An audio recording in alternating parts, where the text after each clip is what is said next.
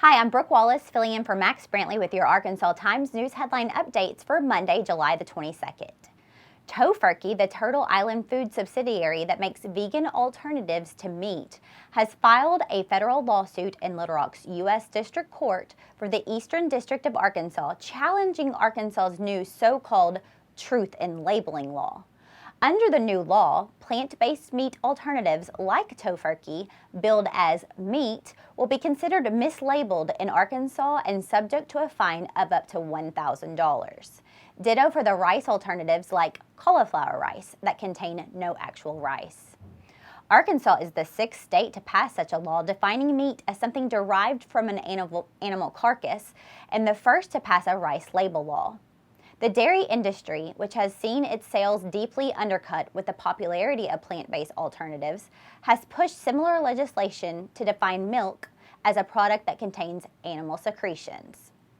The American Civil Liberties Union, the Good Food Institute, the Animal Legal Defense Fund, and ACLU of Arkansas filed the suit. It argues that the law violates the U.S. Constitution's First Amendment and 14th Amendment's Due Process Clause.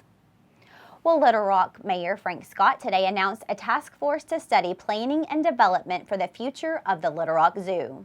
This is the second task force appointed as part of a broader initiative aimed at improvements to the War Memorial Park area.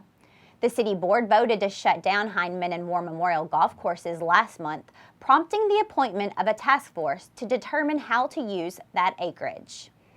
In a press release on the latest task force, Scott stated, quote, "As one of the largest tourist attractions in the state and the only accredited zoo in Arkansas, the Little Rock Zoo is an important part of War Memorial Park and our city," end quote.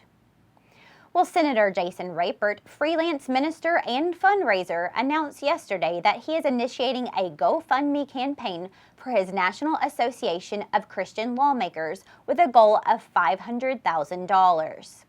15 hours in, the campaign has raised $155 from 4 donors. Rapert announced the formation of the nonprofit ACLU last November, sending invitations to all 7,383 legislators in the United States.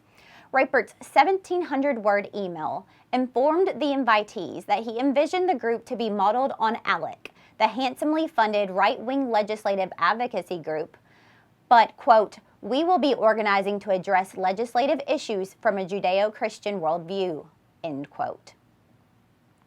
The Democratic Party of Arkansas today announced that presidential candidate and former Congressman Beto O'Rourke of Texas will be the keynote speaker at the party's annual Clinton dinner this August. Well, that's all your news headlines today. If you would like, you could read more on the Arkansas blog. Thanks and see you tomorrow.